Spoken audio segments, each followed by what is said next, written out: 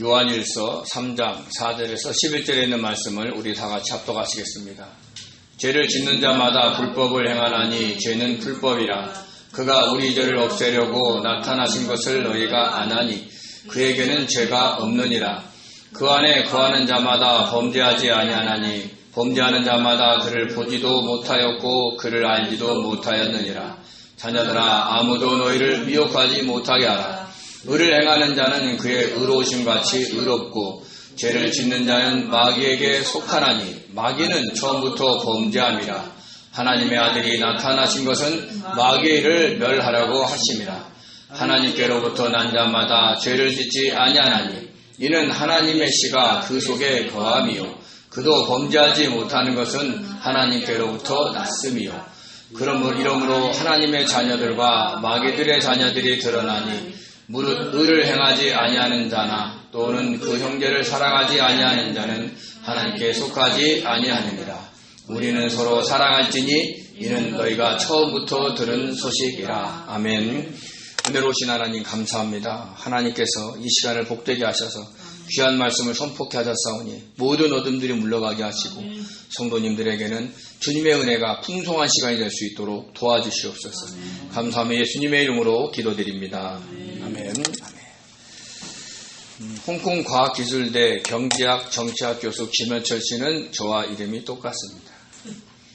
그는 28살 때 공중보건의사로 노인들을 진료하다가 왜 가난한 사람은 더 아픈가 라는 질문을 하게 되었다고 합니다.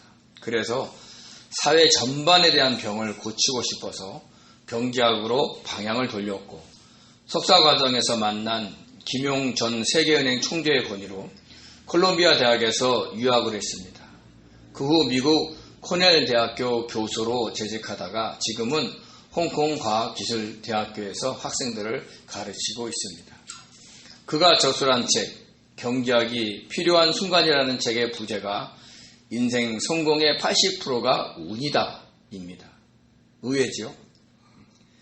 그는 책에서 세계은행 출신 경제학자인 브랑코 밀라노비치의 말을 인용했는데 태어난 나라가 개인의 평생 소득의 절반 이상을 결정한다고 했습니다. 한국에 태어나느냐, 북한에 태어나느냐, 미국에 태어나느냐, 유럽에 태어나느냐에 따라 달려있다는 거죠. 출생국가의 1인당 평균 소득과 불평등 지수를 파악하는 것만으로도 성인기 소득의 최소 50%를 예측할 수 있고 또 부모로부터 물려받은 유전자가 나머지 소득의 30%를 결정한다고 했습니다. 또 어떤 일에 집중하는 힘과 재능도 유전과 양육 환경에서 나온다고 했습니다. 따라서 김현철 교수는 개인의 인생 성공의 80에서 90%는 어느 나라, 어느 부모 밑에서 태어나느냐에 달려있다고 했습니다. 즉 인생의 성공이 운에 좌우된다는 것이죠. 그러므로 순수한 자신의 능력은 거의 제로에 가깝다라고 했습니다. 이어서 김 교수는 자신의 성공과 성취가 자신의 능력보다는 운에 왔다는 것을 알면 겸손해질 수 있다는 거예요. 그래서 처지가 곤란한 사람들을 향해서 왜 너는 노력이 부족해? 왜 너는 그렇게 못났어? 라고 탓하기보다 나보다 운이 없었구나 라고 인정하게 된다고 했습니다. 나는 운이 좋았고 너는 운이 나빴을 뿐이야를 인정해야 약자를 보듬을 수 있는 여유가 생긴다고 했습니다. 이런 김 교수의 주장을 인정한다면 성도들도 이웃과 형제를 자신과 같이 이해할 수도 있고 또 사랑할 수도 있을 것이다 라고 생각이 듭니다. 운은 이미 정해져 있어서 인간의 힘으로는 어쩔 수 없는 천운과 기수를 의미합니다. 천운은 하늘이 정해준 운명, 기수는 저절로 돌아가는 길흉화복의 운수를 의미합니다. 이렇게 세상 사람들은 이 땅에서의 성공 여부에 관심이 있어서 운을 따지지만 성도인 저와 여러분들은 이미 상상할 수도 없는 너무나도 놀랍고 좋은 운이 주어졌다는 것을 알아야 합니다. 그것은 바로 우리가 창세전에 하나님의 택하심을 받은 하나님의 자녀라는 운을 받았다는 것입니다.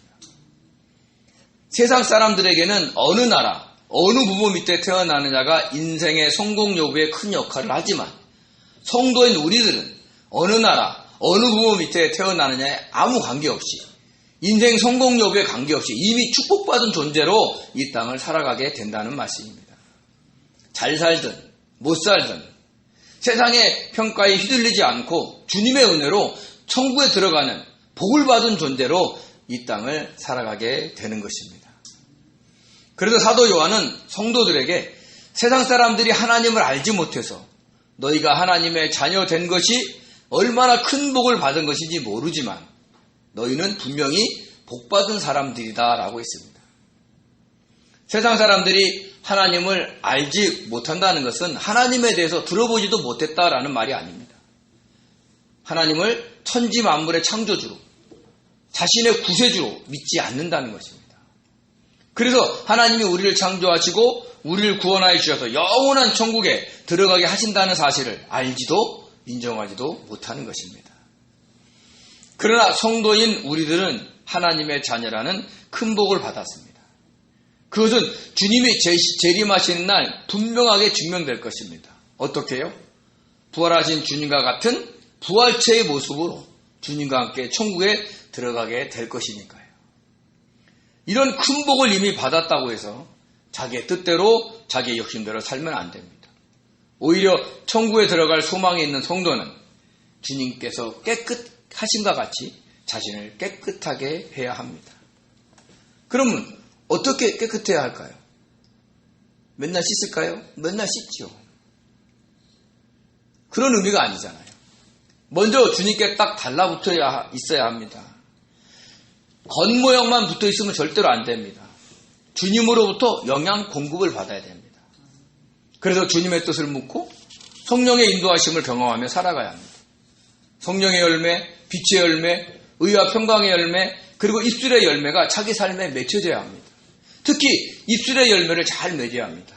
왜냐하면 성도인 우리들은 그 입으로 하나님의 말씀을 읽고 그 입으로 하나님께 기도하고 찬양을 하기 때문입니다. 그리고 주님의 말씀에 순종해야 합니다. 성령의 도우심을 구하면서 주님의 말씀에 순종하다 보면 우리의 혼인, 생각과 감정과 의지가 깨끗하게 되어 거짓 없이 형제를 사랑할 수 있게 됩니다. 선악과의 영향하에 있는 자신의 잣대로 남을 판단하거나 비난하지 않게 됩니다. 그것은 나는 운이 좋았고 당신은 운이 나빴으니까 라는 식으로 이해하고 사랑하는 것이 아닙니다. 주님이 나를 위해서 십자가에 달려 죽으셨으므로 그 은혜를 받은 자로 다른 사람들을 섬기고 사랑하는 겁니다. 주님이 재림하시는 날 부활하신 주님과 같은 부활체의 모습으로 천국에 들어갈 것을 소망하는 자로 이웃과 형제를 섬기고 사랑하는 겁니다. 이 소망이 있는 자들은 죄를 짓지 않아야 합니다. 왜냐하면 죄를 짓는 자는 불법을 행하는 것이기 때문입니다. 우리 요한일서 3장 4절을 같이 읽겠습니다. 죄를 짓는 자마다 불법을 행하나니 죄는 불법이라. 아멘. 죄의 하마르티아는요, 잘못, 죄, 표적, 때로는 관역에서 벗어나는 것을 뜻합니다. 하나님의 뜻에서 벗어난 행동을 죄라고 하는 것이죠. 불법의 아노미아는요, 불법, 악행이라는 뜻으로서 하나님께 반역하는 행위를 의미합니다. 하나님의 뜻대로 살지 않으므로 그 자체가 하나님께 반역하는 것을 의미한다는 거죠. 그래서 오늘 요한일서 3장 4절을 이렇게 표현할 수 있습니다. 죄를 범하는 자는 그것으로 하나님에 대하여 반역하는 것이다. 참으로 죄는 하나님에 대해 반역일 뿐이다 라고 표현할 수가 있는 겁니다. 영지주의자들은 자신들의 비밀스럽고 특별한 지식을 알기만 하면 구원을 받고 영과 육은 서로 아무런 관련이 없기 때문에 자기 마음대로 하고 싶은 대로 살아도 죄가 되지 않는다고 합니다. 그래서 영이 어린 성도의 일부가 그들이 말한 그 비밀스럽고 특별한 지식을 알기 위해 교회를 떠났습니다. 자기 마음대로 하고 싶은 대로 살고 싶은 마음을 간직하면서 말입니다. 그러나 그것은 하나님께 반역하는 행위였습니다. 그래서 사도 요한이 죄는 불법이다라고 강력하게 말을 한 겁니다. 그러면서 사도 요한이 강조하는 것은 주님께서 이 땅에 오신 목적이 무엇이냐라는 것이죠. 요한일서 3장 5절에서 6절 같이 읽겠습니다. 그가 우리 죄를 없애려고 나타나신 것을 너희가 아나니 그에게는 죄가 없느니라. 그 안에 거하는 자마다 범죄하지 아니하나니 범죄하는 자마다 그를 보지도 못하였고 그를 알지도 못하였느니라. 아멘. 주님께서 이 땅에 오신 것은 우리의 모든 죄를 없애기 위함이셨습니다. 그래야 이 땅에서도 거룩하신 하나님과 사귈 수 있고 천국에서도 함께 지낼 수 있기 때문입니다. 그러면서 주님께서 죄가 없으신 것을 강조했습니다. 왜 그랬을까요? 주님은 우리 죄를 없애시고 하나님과 우리가 화목하게 지낼 수 있게 한 완벽한 화목제물이셨기 때문입니다. 없애다의 아이로는요, 들어올리다, 빼앗아 가다라는 뜻이 있습니다. 즉 우리의 모든 죄를 들어올려서 들춰내어서 빼앗아 가기 위해 이 땅에 오신 겁니다. 우리 마음속에 있는 죄도, 행동으로 드러난 죄도 모든 죄를 빼앗아 가신 겁니다. 그래서 우리에게 너는 죄 없다, 너는 의 없다라고 칭해 주시는 겁니다. 구약의 짐승 제물로는 인간의 모든 죄를 완전히 없앨 수가 없습니다. 왜 그럴까요? 제물로 성전된 짐승은 어떤 짐승이에요? 겉으로 보기에는 점도 없고 흠이 없는 완벽한 것이었는데 말이죠. 우리 히브리서 10장 3절에 4절 같이 읽겠습니다. 그러나 이 제사들에는 해마다 죄를 기억하게 하는 것이 있나니 이는 황소와 염소의 피가 능히 죄를 없이 하지 못함이라. 아멘. 여기서 죄 하마르티아가 복수형으로 쓰였어요. 그러니까 황소와 염소의 피로는 우리의 모든 죄를 없앨 수 없다라는 의미입니다. 겉모습만 흠없는 짐승 제물의 피는요, 잘못한 그 죄에 대한 것만 없앨 수 있었지 그 사람의 모든 죄를 없앨 수는 없었다는 겁니다. 그러나 화목제물이 되신 주님의 피는 달랐습니다. 인간의 모든 죄를 들어올려서 빼앗아 완전히 없애셨습니다. 그럼 어떻게 주님의 피가 짐승의 피와 다르기에 인간의 모든 죄를 없앨 수 있었을까요? 짐승의 제물은 겉모습만 점이 없고 흠도 없었습니다. 짐승에게는 영이 없습니다. 짐승에는 영이 없기 때문에 하나님을 생각하는 혼이 없고 단지 이 땅을 어떻게 살아가야 되는 생각만 있습니다. 그러니까 하나님을 경외하는 마음이 없었다는 것입니다. 그렇지만 화목제물이 되신 주님은 달랐습니다. 겉모습만 뿐 아니라 하나님을 경외하는 마음까지도 점도 없고 흠도 없었기에 인간의 모든 죄, 인간의 마음속에 있는 죄, 행위로 인한 모든 죄를 없앨 수가 있었다는 겁니다. 히브리서 10장 9절에서 10절 같이 읽겠습니다. 그 후에 말씀하시기를 보시옵소서 내가 하나님의 뜻을 행하러 왔나이다 하셨으니 그 첫째 것을 폐하심은 둘째 것을 세우려 하심이라. 이 뜻을 따라 예수 그리스도의 몸을 단번에 들이심으로 말미암아 우리가 거룩함을 얻었노라. 아멘. 하나님을 경외함으로 하나님의 뜻을 행하려고 이 땅에 오신 주님이 자신의 몸을 들여 단번에 우리의 모든 죄를 없애고 거룩하게 하신 겁니다. 마음 깊은 곳에서 하나님을 사랑하셨기에 그런 마음으로 제물이 되셨기에 완전한 화목제물이 되신 겁니다. 그래서 사도 요한은요, 주님 안에 거하는 자마다 범죄하지 않는다고 했습니다. 거하다의 헬라어 메노는요, 머무르다, 살아있다, 계속 살아가다라는 뜻이 있는데 현재 능동태로 쓰였습니다. 현재 능동태는 지금 계속해서 적극적으로 뭔가 한다는 뜻이죠. 즉 계속해서 적극적으로 머물러 있는 것을 의미합니다. 영지주의자들처럼 비밀스럽고 특별한 지식을 아는 것으로 끝나는 것이 아니라 일상의 삶 속에서 항상 주님 안에 적극적으로 머물러 있는 것을 의미하고 있는 겁니다. 일상의 삶에서 누구를 만나든지 또 어떤 일을 갖다가 만나게 되든지 항상 주님 안에 머물러 있어야 죄를 짓지 않는다는 것입니다. 구원파처럼 구원받은 날짜만 알면 자기 뜻대로 하고 싶은 대로 살아도 되는 것이 절대 아닙니다. 정통교회에 다니는 성도들도 마찬가지입니다.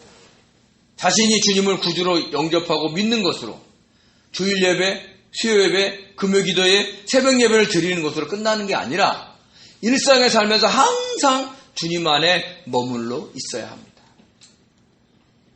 범죄하다의 하마르티노는요, 죄를 짓다라는 뜻이 있는데 여기서도 현재 능동태로 쓰였습니다. 주님 안에 머무르는 자는 적극적으로 죄를 짓지 않는다라는 뜻입니다. 자신의 혼인, 생각과 감정과 의지를 적극적으로 주님께 드리고 있기 때문에 죄를 짓지 않는 것입니다. 늘 주님을 깊이 생각하고 기억하고 있기 때문에 무슨 일이 생기면 주님의 뜻을 묻고 성령의 도우심을 구하면서 살아가기에 죄를 짓지 않을 수 있는 겁니다. 설령 순간의 연약함과 욕심 때문에 죄를 짓는다 할지라도 그것이 잘못된다는 걸 금방 깨닫고 회개해서 죄를 없애거나 다시는 같은 죄를 짓지 않을 수 있는 겁니다. 그렇지만 죄를 짓는 자마다 주님을 보지도 못하였고 알지도 못했다라고 했습니다. 여기서 범죄하다도 현재 능동태로 쓰였습니다. 자기의 뜻과 욕심에 따라 적극적으로 범죄하는 것을 의미합니다. 그런 사람들은 주님을 보지도 알지도 못한 사람들입니다. 교회 다니면서 적극적으로 죄를 짓는 사람은 주님을 알지도 보지도 못한 사람을 의미한다라고 얘기하는 거죠. 보다의 호라오는요, 보다, 지각하다, 경험하다, 이해하다라는 뜻이 있고요. 알다의 기노스코는 이해하다, 인격적으로 알다라는 뜻을 갖고 있습니다. 즉 자기의 뜻과 욕심에 따라 적극적으로 범죄하는 사람은 주님을 인격적으로 만나지 못해서 주님을 알지도 경험하지도 못했다라는 말입니다. 나 주님에게 너무나도 은혜를 받았어. 어느 날 그냥 엄청난 은혜 속에서 어떤 문제가 해결되고 또 무슨 일이 정말 잘 풀렸어. 근데 그런 사람들이 죄를 범하는 걸 쉽게 생각한다면 그분은 진짜 인격적으로 주님을 만난 게 아닙니다. 그래서 인격적으로 만나지 못했기 때문에 적극적으로 능동적으로 죄를 범할 수가 있는 것입니다. 이 땅에는 수많은 기독교 신자들이 있습니다. 그들 중에 과연 몇 %가 주님을 보고 알면서 신앙생활을 할까요? 얼마나 주님을 인격적으로 만나 경험하고 알면서 신앙생활을 할까요? 단순히 예수를 믿으면 만사가 형통하고 무병장수하고 자녀가 잘 되는 것을 원해서 신앙생활을 하고 있지는 않을까요? 어떠실까요? 저와 여러분은 주님을 인격적으로 만나야 합니다. 인격적으로 만난다는 게 뭐예요? 주님과 교제하는 것을 의미하는 거예요. 그래서 항상 주님의 뜻을 물어야 하고 그 뜻대로 행하기 위해 성령의 도우심을 구해야 하는 겁니다. 이런 삶을 사는 성도들은 죄를 범하는 것을 두려워하게 되고, 왜요? 주님과 교제하기 때문에 계속해서 회개를 통해서 점점 죄를 짓지 않게 되는 것입니다. 저와 여러분이 주님을 인격적으로 만나세요. 굉장히 어려운 얘기예요. 근데 어떤 사람은 주님을 인격적으로 만난다는 그 표현을 어떻게 하냐면 자기가 요구하는 걸 다 들어주시는 걸로 인격적으로 만난다고 얘기해요. 그렇지 않아요. 인간은 온전한 존재가 아니기 때문에 주님과 인격적으로 만난다는 것은 어떤 문제에 대해서 주님이 나를 책망할 때도 있어야 되는 거예요. 항상 주님은 나를 사랑하고 내가 옳다라고 격려하는 것이 인격적으로 만나는 게 아니라 그건 일방적으로 대화를 하는 거예요. 그런 인격적인 교제가 어떤 것인가를 늘 체험하시는 분 되시기 바랍니다. 그러면서 사도 요한은 영이 어린 성도들을 향해서 아무도 너희를 미혹하지 못하게 하라라고 했습니다. 우리 요한일서 3장 7절에서 8절 같이 읽겠습니다. 자녀들아, 아무도 너희를 미혹하지 못하게 하라. 의를 행하는 자는 그의 의로우심과 같이 의롭고 죄를 짓는 자는 마귀에게 속하나니 마귀는 처음부터 범죄함이라. 하나님의 아들이 나타나신 것은 마귀의 일을 멸하려 하심이라. 아멘. 아멘. 어떤 비밀스럽고 특별한 지식을 알아야 구원을 받는다는 영주주의자들이나 자신들의 교리를 알아야 구원을 받는다는 오늘날의 이단들은 매우 지적으로 감성적으로 다가옵니다. 관심을 가져주면서 다정다감하게 가져옵니다.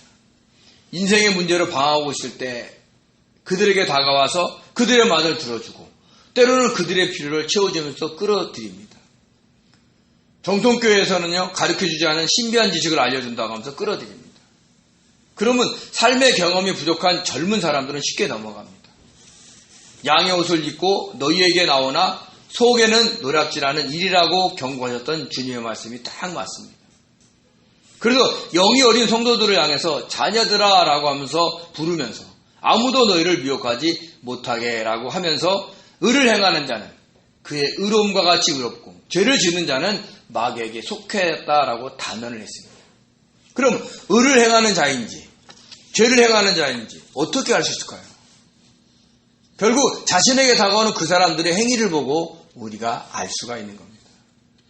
아무리 그럴듯하게 얘기를 해도 일상의 삶의 행동을 보면 우리가 그것을 저 사람이 의로운 사람인지 죄를 지은 사람인지 알 수 있다는 겁니다.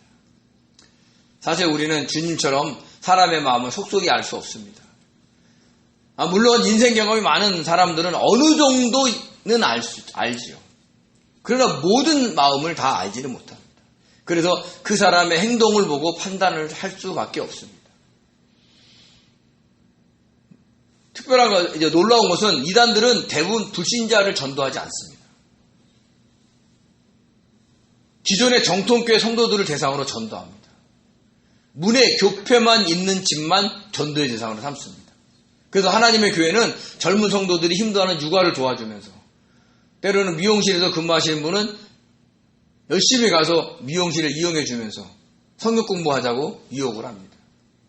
신천지는 교회 잔입에 들어가서 열심히 신앙생활을 하는 척하다가 거기서 친분을 쌓으면 그 친분을 쌓은 성도들을 성경 공부하자고 유혹을 합니다. 또한 막 단체로 어느 교회에 들어가서 신앙생활을 잘하고 있다가 어느 시기가 되면 분란을 일으켜 목회자를 쫓아내고 그 교회를 점령하기도 했습니다. 이것이 신천지가 말하는 추수꾼과 산 옮기기의 전략이었습니다. 결국 다른 교회에서 신앙생활을 잘하는 성도들을 빼앗아 오는 거죠. 그러면 이것이 의로운 행동입니까? 죄를 짓는 겁니까? 그 죄를 짓는 겁니다. 이렇게 멸망으로 가는 길을 왜 하는지 잘 모르겠어요. 이런 행위의 열매를 보고 판단하라는 겁니다. 정통교회를 떠나게 하거나 정통교회에서 목회자를 끌어내리는 행위를 보고 판단하라는 것이죠. 그러므로 우리는 어떤 사람을 사람의 그 행위로 판단하는 것이 중요하다는 걸 알아야 됩니다. 주님의 말씀에 순종함으로 의를 행하는 사람은 의롭고 주님의 말씀에 반하여 죄를 짓는 사람들은 마귀에게 속하였다라고 했습니다. 그런데 그 마귀가 어떤 마귀냐? 처음부터 범죄했다라는 거죠. 언제부터 범죄했을까요? 네, 바로 에덴 동산에서부터 하와를 유혹하여 인간이 하나님을 떠나게 만든 거죠. 하나님의 말씀에 순종하며 살아갈 존재들에게 너희도 하나님같이 될 수 있다라고 유혹하면서 선악과를 먹게 했던 겁니다. 하나님과 같이 자기의 뜻대로 자기의 욕심과 욕망대로 살아가라고 유혹한 겁니다. 사람이 하나님께 죄를 짓는 원인은요, 하나님의 뜻대로 살기보다는 자기의 뜻대로 살려고 하기 때문입니다. 어떤 나쁜 짓을 정하는 게 아니에요. 자기의 의로움으로 하나님의 명령이 아닌데도 자기의 뜻대로 하는 것도 하나님께 죄를 짓는 것인 것을 우리는 알아야 됩니다. 선악과라는 악의 씨가 자리 잡고 있어서 성도들까지도 자기 뜻대로 살려는 죄를 너무나도 쉽게 짓고 있다는 것을 우리는 알아야 됩니다. 이렇게 말씀을 선포하고 있는 저도 내 뜻대로 할 때가 너무나도 많아요. 왜요? 그 선악과의 그 영향이 우리 안에 꽉 차 있기 때문에 그래요. 그래서 순간순간 깨달아야 돼요. 내가 어떤 일에서 막 화를 내고 있으면 정말 주님께서 화가 나서 내가 화가 나는 애인지 아니면 내가 내 뜻대로 되지 않아도 화를 내고 있는지 우리는 판단을 해야 되는 거죠. 이런 마귀의 악한 일을 멸하라고 하나님의 아들이신 주님이 이 땅에 오신 겁니다. 멸하다의 류오는요, 풀다, 해방하다, 석방하다, 취소하다, 폐지하다라는 뜻이 있습니다. 우리 마태복음 21장 2절을 같이 읽겠습니다.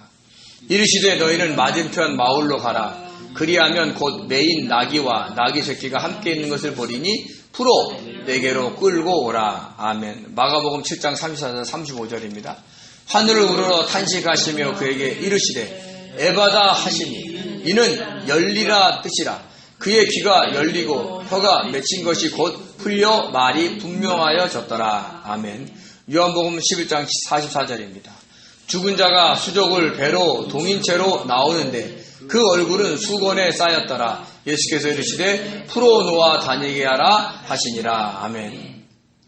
마태복음 21장의 말씀은 예수님께서 예루살렘 성에 입성하기 위해서 제자들에게 맞은편 마을로 가서 나귀와 나귀 새끼를 끌고 오라라고 하신 겁니다. 그러니까 목줄에 매여 있는 것을 풀어서 끌고 오라는 것이죠. 마가복음 7장의 말씀은 사람들이 귀먹고 말 더듬는 자를 데리고 와서 예수님께 안수해 주기를 간구했습니다.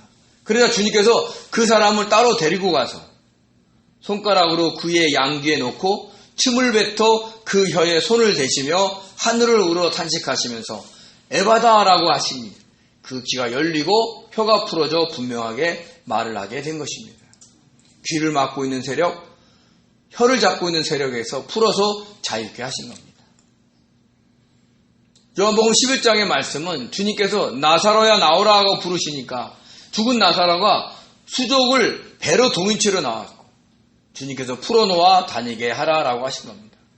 몸을 감싸고 있는 배, 얼굴을 싸고 있는 수건을 풀어주라라는 것이죠. 이와 같이 주님께서 이 땅에 오신 것은 마귀들에게 매어 지내고 있는 성도들을 풀어서 해방시켜주기 위해서 오신 겁니다. 그리고 하나님께로부터 난 자인 하나님의 자녀들은 죄를 짓게 되지 않는데 그 이유가 바로 하나님의 씨가 그 속에 있기 때문이다 라고 이야기를 했습니다. 우리 요한일서 3장 9절을 같이 읽겠습니다. 하나님께로부터 난 자마다 죄를 짓지 아니하나니 이는 하나님의 씨가 그 속에 거함이요 그도 범죄하지 못하는 것은 하나님께로부터 났음이라. 아멘. 하나님께로부터 난 자녀들의 죄를 짓지 않는다고 한 것입니다. 전혀 짓지 않는다는 뜻일까요? 한번 생각해 보세요. 저와 여러분은 하나님의 자녀입니까? 아닙니까? 하나님의 자녀죠. 죄를 짓습니까? 안 짓습니까? 네, 짓습니다. 사도 요한도 분명하게 성도들도 죄를 지을 수 있다라고 했습니다. 그래서 요한일서 1장 8절에서 만일 우리가 죄가 없다고 말하면 스스로 속이고 또 진리가 너희 속에 있지 아니할 것이오라고 분명하게 얘기를 했습니다. 우리는 육을 가지고 있기 때문에 죄를 지을 수밖에 없지만 하나님께로부터 난 하나님의 자녀들은 죄를 짓지 않으려고 한다는 겁니다.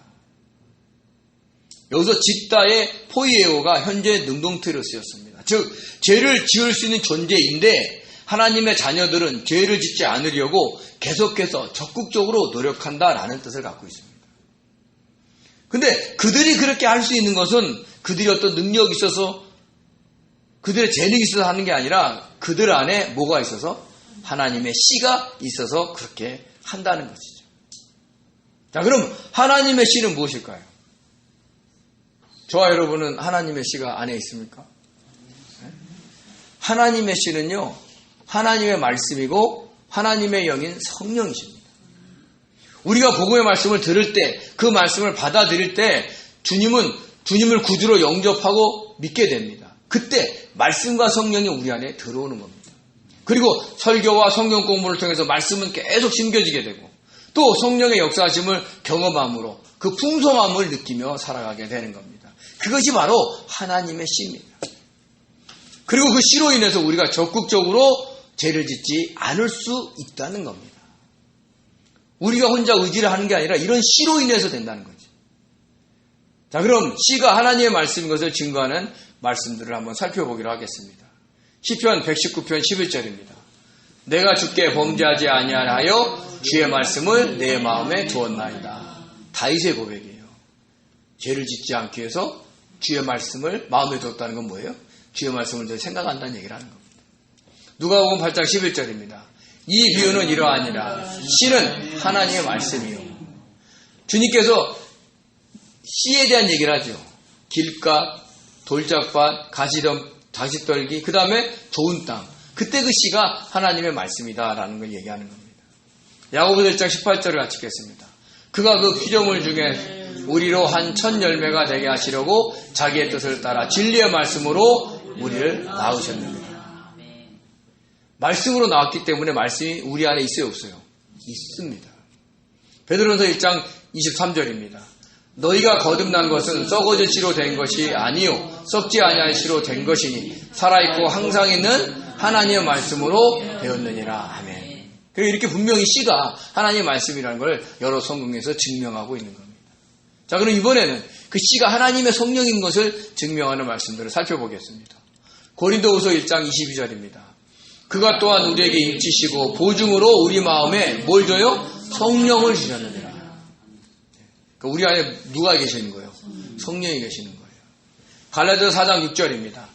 너희가 아들임으로 하나님이 그 아들의 영을 우리 마음 가운데 보내사 아빠 아버지라 부르게 하셨느니라. 아멘. 아들의 영, 즉 성령이 우리 안에 있기 때문에 우리가 하나님께 아버지라고 부른다는 거죠. 에베소 1장 13절입니다. 그 안에서 너희도 진리의 말씀 곧 너희의 구원의 복음을 듣고 그 안에서 또한 믿어 약속의 성령으로 인치심을 받았니. 이렇게 우리 안에 말씀과 성령이 있는 거예요.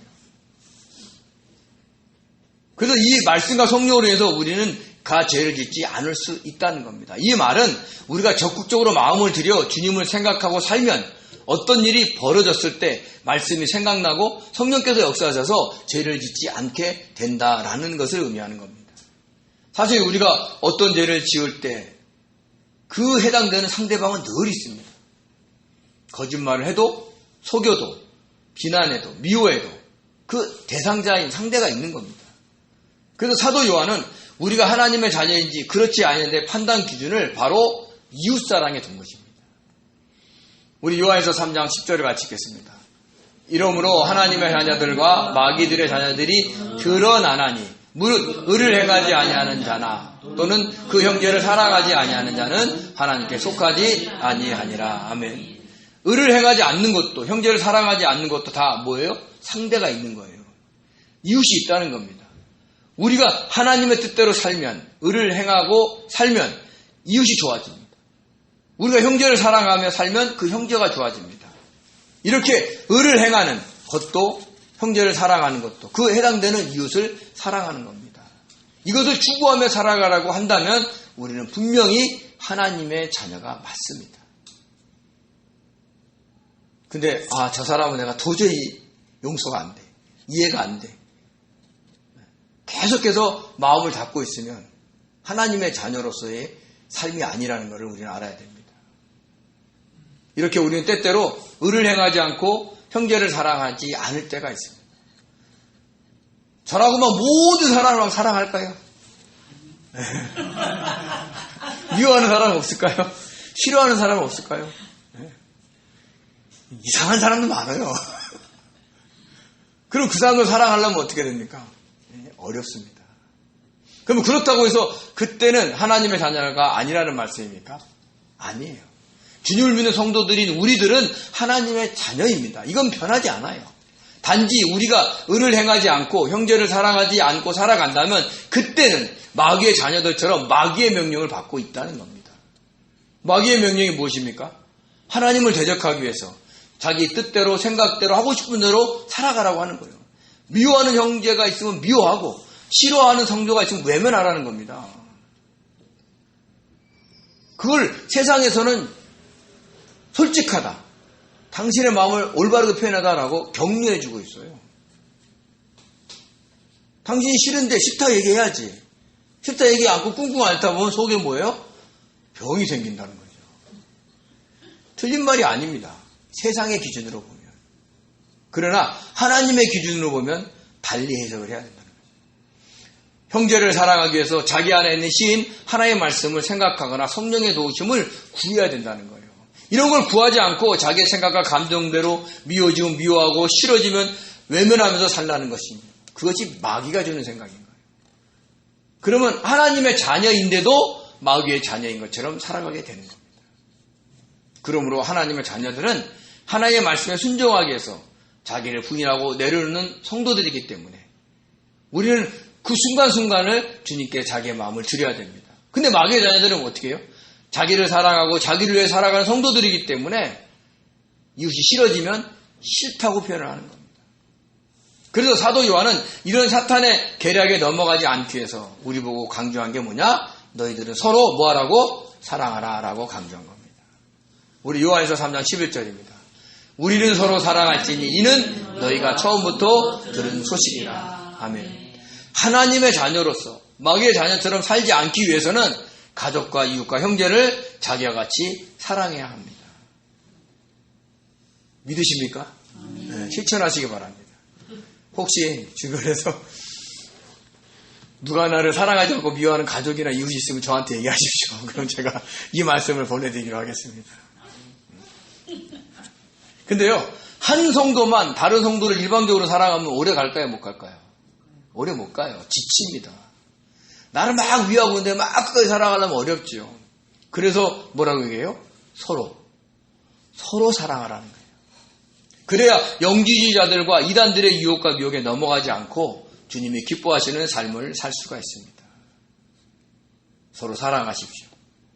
마음에 들지 않는 말과 행동을 해도 우리 안에 있는 말씀과 성령을 의지해서 사랑하려고 적극적으로 노력하십시오. 우리가 노력하는 거예요? 아니에요. 우리가 주님께 의탁하면 성령이 우리에게 능력을 주셔서 할 수 있게 하는 거예요. 그러므로 적극적으로 하나님의 신 말씀과 성령을 의지하시기 바랍니다. 미워하는 형제를, 마음에 들지 않는 형제를, 싫어지는 형제를 성령의 도우심을 구하면서 이해하고 품고 사랑하며 섬기는 순간 우리는 하나님의 자녀로서 더욱더 영이 성장, 성숙하는 단계에 이르게 될 겁니다. 그 모습을 주님이 기뻐하시는 거예요. 이렇게 주님의 기쁨이 되는 복된 성도의 삶을 사시는 지혜로운 성도 되시기를 예수님의 이름으로 축원드립니다. 기도하겠습니다. 은혜로우신 하나님, 주님이 기뻐하시는 것이 무엇입니까? 주님께서는 주님의 말씀과 성령의 인도를 통해서 우리가 서로 사랑하는 것인 것을 믿습니다. 아버지, 이 땅에서 저희가 어떤 많은 것들을 이루는 것보다도 주님께서 상대방을 이해하고 사랑하는 것을 더 원한다는 것을 알게 도와주시고 우리 안에 있는 하나님의 씨를 잘 활용해서 성령과 말씀을 잘 활용해서 주님이 원하시는 서로 사랑하는 귀한 성도들이 될 수 있도록 축복하여 주시옵소서. 그것이 하나님의 자녀의 증거라는 것을 알게 도와주시며 하나님 날마다 새롭게 달려갈 수 있도록 축복하여 주시옵소서. 감사하며 예수님의 이름으로 기도드립니다. 아멘.